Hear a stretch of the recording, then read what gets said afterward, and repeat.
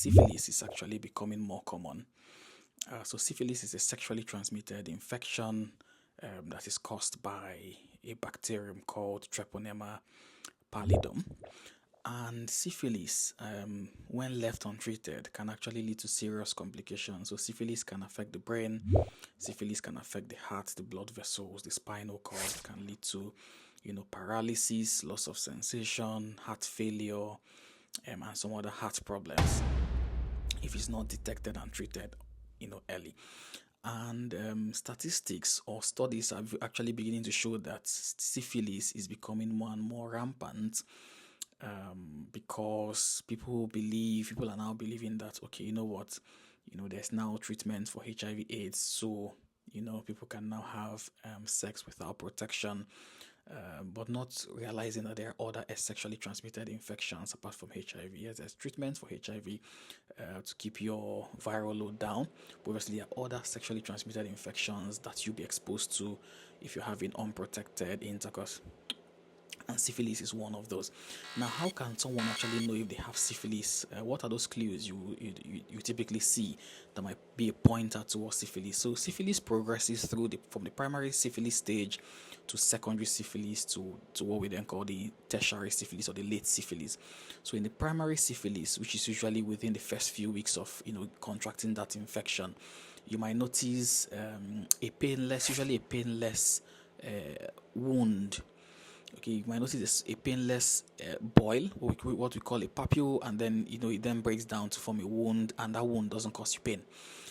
That wound will usually be found in your genital area. If you contracted it through genital intercourse, or it might be found around your mouth if you contracted it through oral sex, or it might be found, on your fingers if you contracted it through penetration with your finger, for instance. Sorry, I'm being a bit graphic, just trying to explain it so that it's clear and understandable. So the person will notice that ulcer doesn't cause a pain, and then usually that ulcer will disappear. That primary syphilis stage is usually over, and then after a couple of weeks, that person might now get into the secondary syphilis stage, where they'll usually have a rash all over their body, a flat raised rash, which could be itchy, but not usually not usually very itchy. They could have a rash even on their palms and soles.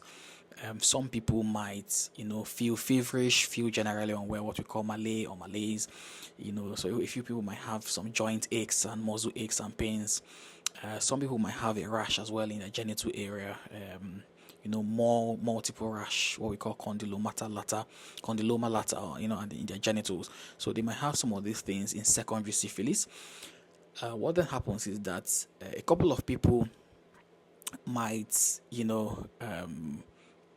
progress into the later stage of syphilis. So there's usually a latent phase between that secondary syphilis and the late stage or the tertiary syphilis, where that causes problems.